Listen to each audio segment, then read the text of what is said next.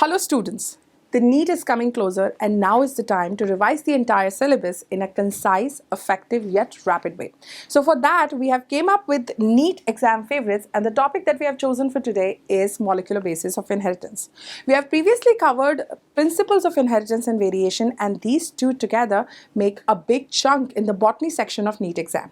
So we have created a revision sheet and how we have done that by analyzing the previous year questions so that your preparation can remain in sync with NEET, right? So this is the revision sheet and how we begin with this chapter. This chapter begins with the central dogma whose starting molecule is DNA. So when we talk about DNA, its discovery as nuclein by Frederick Miescher was done, and then afterwards multiple scientists like Rosalind Franklin, Maurice Wilkins, Erwin Chargaff has helped Francis and Crick to propose that this particular structure is a double helical structure. Now the problem with this structure that it is too big and इसको accommodate करना है cell के nucleus के अंदर and for that cell performs chromatin packaging जहाँ पर negatively charged DNA को wrap around करते हैं on a positively charged histone octamer to form nucleosome जिससे 200 base pair की condensation होती है. This nucleosome is a repeating unit of chromatin और ये packaging हमें देखने को मिलती है interphasic nucleus में. जब फर्दर स्टेप्स में यानी कि डिविजन के टाइम पे इसका फर्दर कॉम्पैक्शन करना होता है तब non histone chromosomal protein help करते हैं. So now is this particular information important? Yes, we have seen the question in the year 2023 itself जहाँ पे हमें प्रोकैरियोटिक और यूकैरियोटिक पैकेजिंग के बारे में पूछा गया था. यहाँ पे चार्जेस जो दिए हैं डीएनए प्रोटीन के those are incorrect. That's why it's an incorrect statement and over here the charges are mentioned correctly. That's why this is a correct statement. Now the problem is that DNA की जैसा एक और molecule है which is RNA. So क्या RNA genetic material नहीं हो सकता? So for that we have to establish that what is the difference between DNA and RNA. तो जब हम DNA की बात करते हैं at that particular time we could see that it has deoxyribose, that means 2' carbon of sugar does not have OH group like we can see in the nucleotides of RNA. Also uracil के place पे DNA में thymine present है. Because of its double-stranded nature, these properties, hydrogen bonding and stacking of one base pair over the other, DNA is chemically and structurally more stable in comparison to RNA. इसीलिए उसको genetic material की तरह use करते हैं. Because of highly reactive nature and catalytic nature of RNA, it acts as a messenger of information. Now certain characteristic propose की गई that which particular molecule will be considered as a genetic material. तो उसके लिए the first characteristic was that the molecule should direct its duplication. Both DNA and RNA can do that. Now they should be chemically and structurally stable. This is, but RNA doesn't. Then it should show slow changes so that evolution could be supported. DNA shows that, RNA doesn't. And finally, it should inherit in the form of Mendelian characters. DNA can do that as well. क्योंकि सारे characteristic DNA perform कर सकता है, that is the reason that it has been considered as the genetic material. Now, is this particular information important? Yes. The question have came up in the year 2023 where the characteristic of RNA is being asked that it's being unstable, that's why mutate faster, and also can used for the expression of characters because it can directly code for protein. Now, the point is that how we have begun with the journey that the starting molecule should be DNA.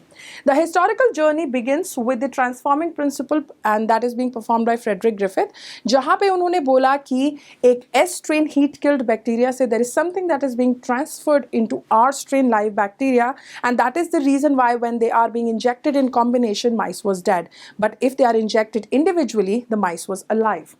So उस particular molecule का nature DNA है that is being proposed by Avery, MacLeod and McCarthy. But the unequivocal proof that DNA is the genetic material came from the experiments of Hershey and Chase who used the radioactive phosphorus and sulfur and used it in E. coli in order to affirm this particular fact. Is this particular information important? Yes. We have seen the question in the year 2023 itself where it's been asked कि unequivocal proof of कि DNA genetic material है किसके experiment से मिलता है? That's Hershey and Chase, right? And in the same year, the experimental details of this particular experiment was also being asked. Now, अब जब हमने establish कर लिया है ये fact that DNA is the genetic material, now we can begin with the process of central dogma and the process, the very first one is replication, जहाँ पे DNA अपनी copies बनाता है in a semi-conservative manner. That means against a parental strand, a daughter strand is being synthesized, और ये particular fact establish किया Michelson and Stahl ने by using heavy and light isotopes of nitrogen in E. coli. Now how this process occurs? This process occurs at a specific point known as ORI, जहाँ से helicase इसे open up करना शुरू करता है DNA को, and then finally this particular DNA-dependent DNA polymerase enzyme starts synthesizing the DNA against the template strand. So it can synthesize only in one direction, that is 5' to 3'. So against this strand 3' to 5', the synthesis is continuous, and that's why we call it as a leading strand, while on the other one the synthesis is discontinuous and we call it as a lagging one, and the discontinuously synthesized fragments are considered as Okazaki fragments, which are later joined by the DNA ligase enzyme. Right? Now the important features about replication is कि पहले तो ये पूरे DNA का replication होता है. Second, the nucleus is the location of this process in eukaryotes and nucleoid region is in prokaryotes. Also, both the strands of DNA will act as template in this process. Now, is this particular process important to study? Yes. We have seen the question in the year 2024 itself where it's been asked कि main replicating enzyme किस direction में synthesize करता है, and that direction is 5' to 3' direction. Now, अब जब हमने DNA की copies बना ली, now the process of transcription can begin, जो एक certain section में होती है, and replication से similar है in terms of कि दोनों ही complementarity का principle follow करते हैं, but different है because in transcription only one strand of DNA will act as a template. Replication में जहाँ बहुत सारे एंजाइम्स उस प्रोसेस को फैसिलिटेट करते हैं, यहाँ पे सिर्फ आरएनए पॉलीमरेज ये प्रोसेस फैसिलिटेट करता है और सिग्मा फैक्टर के साथ एसोसिएट होता है. If it has to initiate the process then sigma factor leaves the assembly. RNA polymerase can continue with elongation, and then finally it associates with rho factor to terminate the process entirely. Now with transcription हम जानते हैं कि prokaryotes में the product that we are going to get would be mRNA directly. इसमें कोई इंट्रॉनिक sequences नहीं होते, इसीलिए इसको फर्दर प्रोसेसिंग की ज़रूरत नहीं है. Also due to lack of compartmentalization in prokaryotes, we are seeing that transcription and translation are coupled. But eukaryotes के केस में hnRNA is the product जिसमें इंट्रॉनिक सीक्वेंसेस हैं. Also transcription has to occur in the nucleus while the translation has to occur in the cytoplasm, और इसीलिए उसे further processing की ज़रूरत है. For processing what we do is at the 5' end we do capping by adding an unusual nucleotide. At 3' end हम बहुत सारे adenylate residues को ऐड करते हैं, that's tailing, and finally introns को रिमूव करते हैं और एक्सॉन्स को एक डिफाइंड मैनर में ऐड करते हैं. that's what splicing is. Now is this particular information important? Yes, we have seen the question in the year 2025 itself where they have asked about कि post transcriptional events कौन से होंगे, जिसमें this one is basically depicting splicing, this one is depicting capping, while this one is depicting the tailing process. Now, we have the mature mRNA which is now available in the cytoplasm for the translation to occur, but because now the nature changes, now the nucleotide has to code for protein, now we have to understand that how it is being done, and for that we have to know that what is a genetic code. So जब हम बात करते हैं genetic code की, so it is triplet in nature, and this particular fact is established by the contributions of George Gamow, Hargobind Khurana, Marshall Nierenberg and Severo Ochoa, along with other salient features कि ये universal है, non-ambiguous और specific है, that means a single codon codes for an amino acid, and degenerate है, that means for one amino acid we can have multiple codons. Along with these 4 codons that are very special, like AUG over here serves 2 functions, that it acts as a start codon, also codes for methionine, and then these 3 which act as stop codon. Now they help in the termination of translation. Now one more important feature of these particular codons, these 3, is that they don't have any associated tRNA which are present for rest of the 61. Right? Now, is this particular information important? Yes, because we have seen the question in the year 2023 itself where they have asked about the salient features of genetic code. That means they are unambiguous and specific and nearly universal. These 2 does not hold true for genetic code.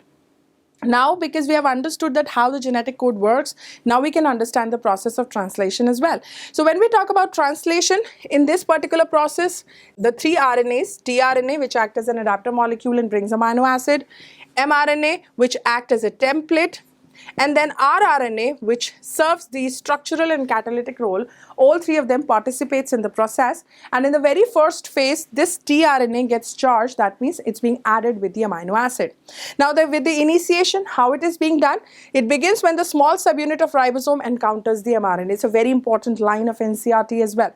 Now, when this particular thing occurs, then the initiator tRNA comes along with the large subunit. All of them together makes the translation assembly.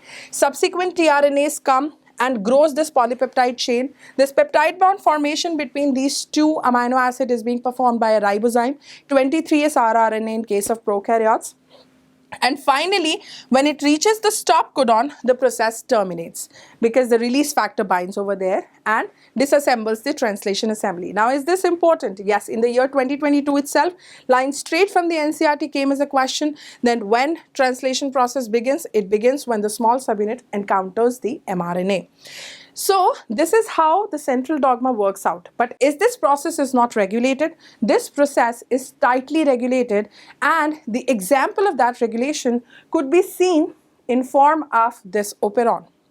This is a transcriptionally regulated system that is being proposed by Jacob and Monod, and what they have identified that this particular operon helps in the catabolism of lactose. Also established the fact that in prokaryotes we see polycistronic genes where these genes make a single mRNA and then code for multiple polypeptides, in contrast to the eukaryotic system where we see the monocistronic genes. So over here, this LAC-I repressor gene constitutively expresses itself, and in the absence of inducer, that's lactose, binds over here at the operator region and won't allow the transcription of these genes.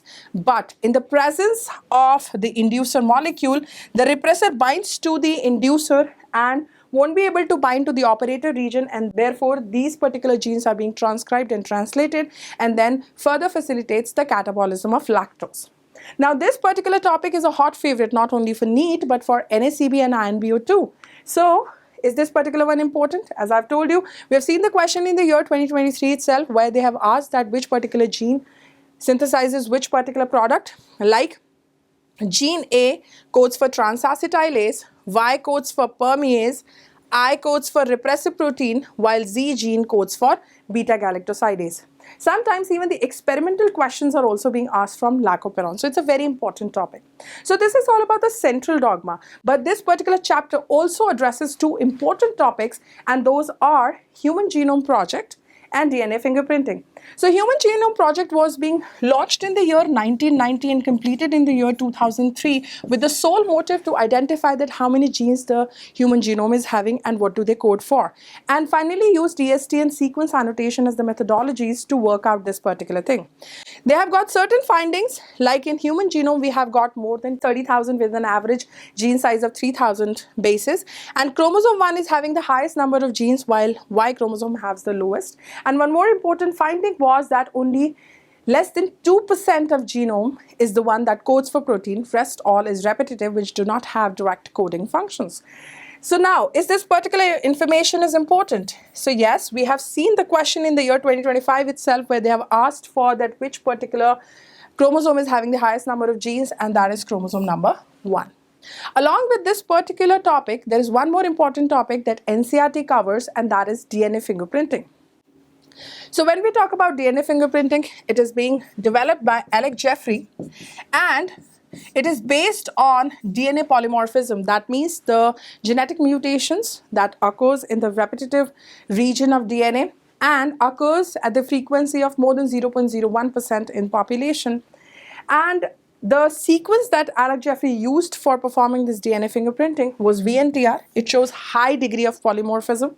And he makes the probes, the radioactive labeled probes against these VNTR, then perform the isolation of DNA, cleave it through restriction enzyme, perform the electrophoretic separation, then perform blotting, which is known as southern blotting, that means transferring it to the nitrocellulose membrane, perform the hybridization with these VNTR probes, and finally detected it with the help of autoradiography.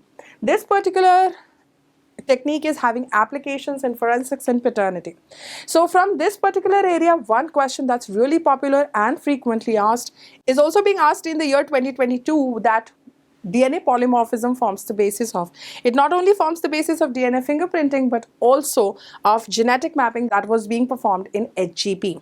So this is the entire idea about this particular chapter. So you can clearly see that there are multiple topics and none of them are untouched. So keep practicing, keep revising it in an efficient way. Thank you very much.